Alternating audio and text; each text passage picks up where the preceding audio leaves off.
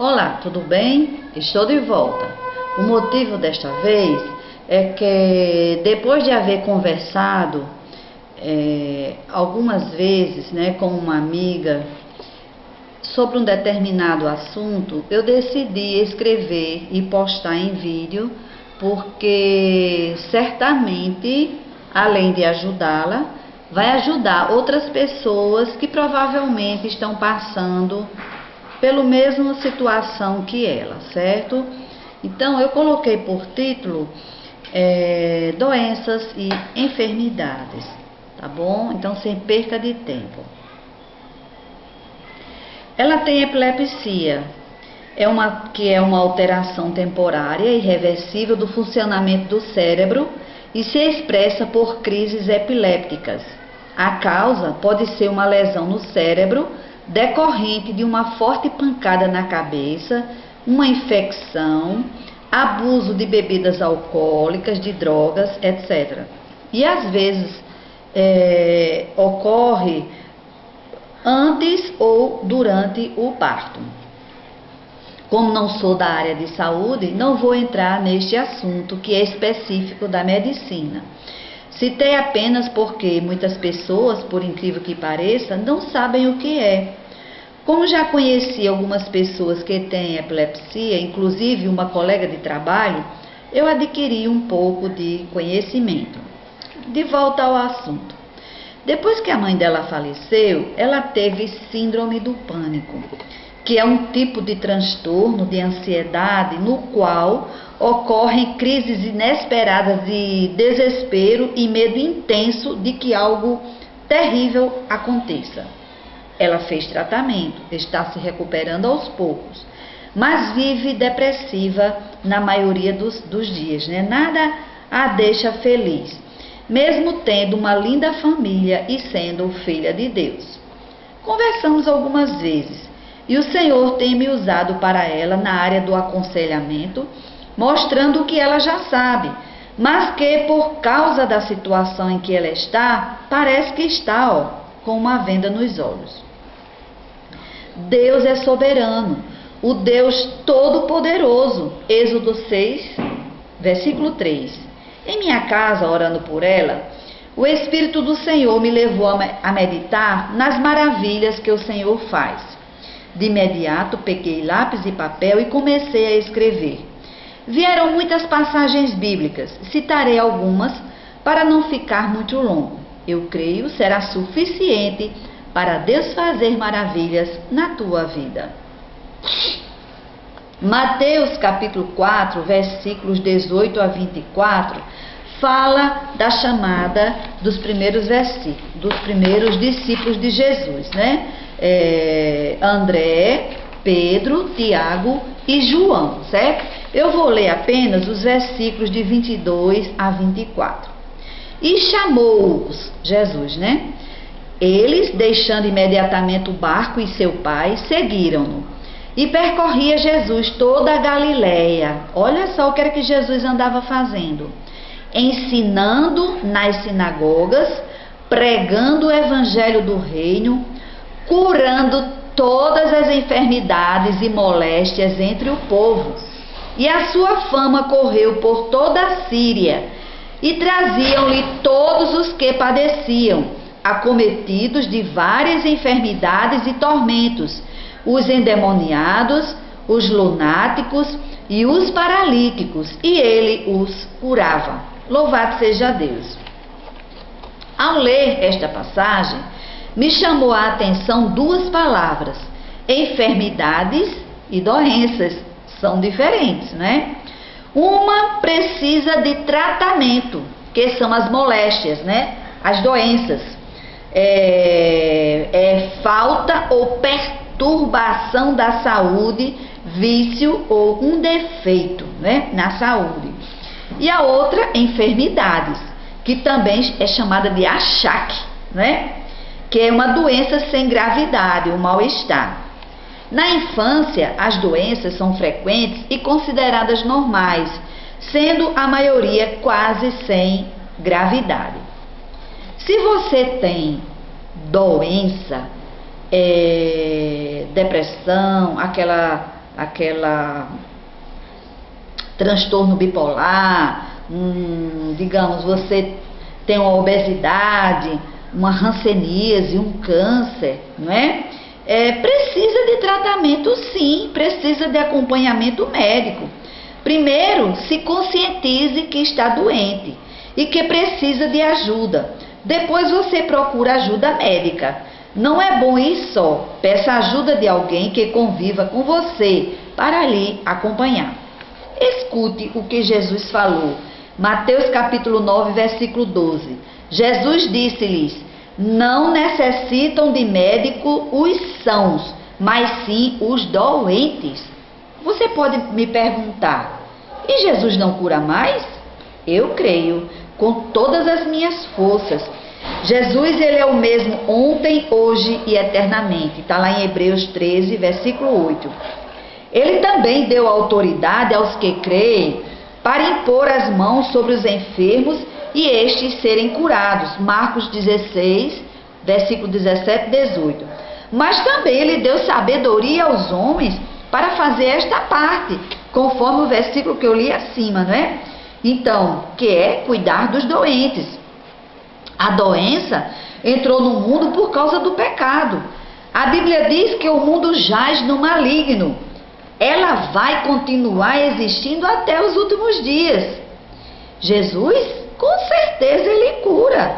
Mas se ele tem algum propósito como resultado daquela cura, você está querendo ser curado? Para quê? Para continuar na vida que você andava levando, afastado dele, sem levar em conta a sua palavra? Ou você está querendo a cura para agora dar testemunho para o nome dele ser glorificado, né? Então Deus, ele sabe de todas as coisas, né? Nós somos criatura, ele é o Criador, né? Tem uma passagem que agora não me lembro, mas está nas cartas de Paulo, né? Que diz assim: pode a criatura contender com o Criador? De maneira nenhuma, não é? Em João, capítulo 14, versículos de 12 a 14, diz assim: na verdade vos digo, Jesus falando, que aquele que crê em mim, também fará as obras que eu faço, e as fará maiores do que estas, porque eu vou para meu Pai. E tudo quanto pedides em meu nome, eu o farei, para que o Pai seja glorificado no Filho. Se pedides alguma coisa em meu nome, eu o farei. Tem outra passagem que Jesus disse assim: pedis e não recebeis, porque pedis mal, que é para o vosso deleite, né? O que você está pedindo é para a glória do Senhor, então você tem que saber o que é que você está pedindo, para quê, o objetivo final daquele resultado que você quer receber aquela resposta. E muitos continuam sofrendo sem buscar ajuda médica, dizendo que Jesus vai curar. A pessoa não é curada. Outros murmuram dizendo: Jesus se esqueceu de mim. Lá em Isaías 49:15 diz assim: porventura pode uma mulher esquecer-se tanto de seu filho que cria, que não se compadeça dele, do filho do seu ventre, mas ainda que esta se esquecesse dele, contudo eu não me esquecerei de ti. Jamais o Senhor nos abandona, jamais Ele nos esquece. Ele diz: todo o que o Pai me der virá a mim, e o que vier a mim, de maneira nenhuma o lançarei fora. Louvado seja Deus. E muitos chegam a falecer por causa da gravidade da doença, porque não quis a ajuda do homem. E quem fica, né, o seu parente, no caso, vai se decepcionar com o Senhor Jesus e o abandona. Outros dizem que precisam ser libertos. Quem tem Jesus já é liberto desde o dia que o aceitou. João capítulo 8, versículo 32 e 36. Olha o que Jesus diz: e conhecereis a verdade, e a verdade vos libertará. Se, pois, o Filho vos libertar, verdadeiramente sereis livres. Louvado seja Deus. Gálatas capítulo 5, versículo 1 diz: estai, pois, firmes na liberdade com que Cristo nos libertou, e não torneis a colocar-vos debaixo do jugo da servidão. O diabo não tem poder nenhum na vida dos que creem no Senhor Jesus, dos que confiam nele e somente nele esperam. 1 Pedro, na carta de 1 Pedro, capítulo 5, versículo 8 e 9 diz assim: sede sóbrios, vigiai, porque o diabo, vosso adversário, anda em derredor, bramando como leão, buscando a quem possa tragar, ao qual resistir firmes na fé, sabendo que as mesmas aflições se cumprem entre os vossos irmãos no mundo. Tiago capítulo 4, 7 diz: sujeitai-vos, pois, a Deus, resisti ao diabo, e ele fugirá de vós. Salmos 34, versículo 7, olha que maravilha.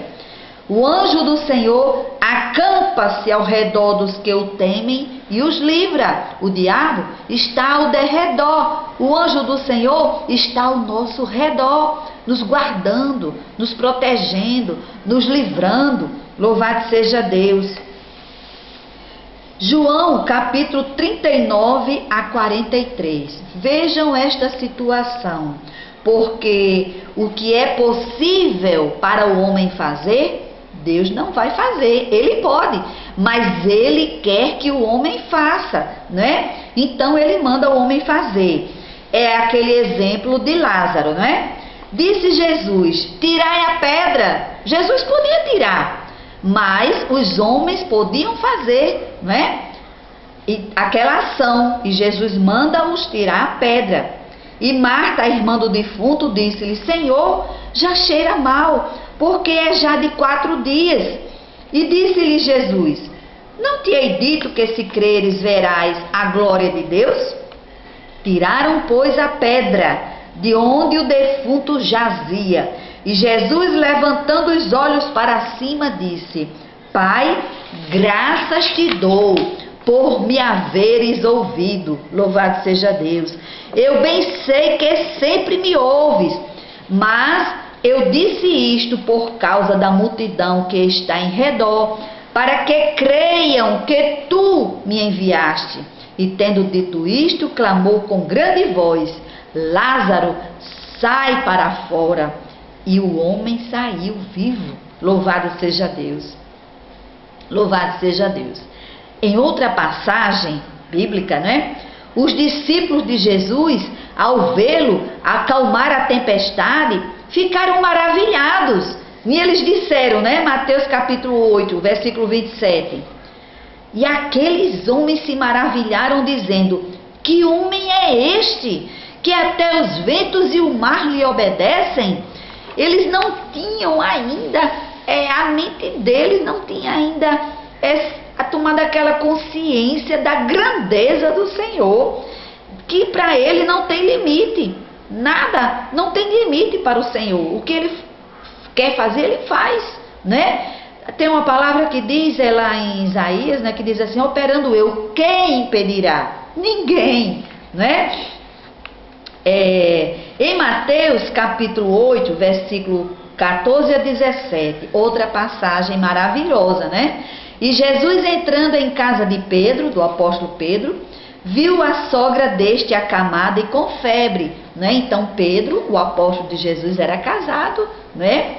Ele tinha sogra, né? Se ele tinha sogra é porque ele era casado, né? E tocou-lhe na mão, e a febre a deixou, e levantou-se e serviu-os, né? Totalmente restabelecida. E chegada a tarde, trouxeram-lhe muitos endemoniados, e ele, com a sua palavra, expulsou deles os espíritos malignos, né?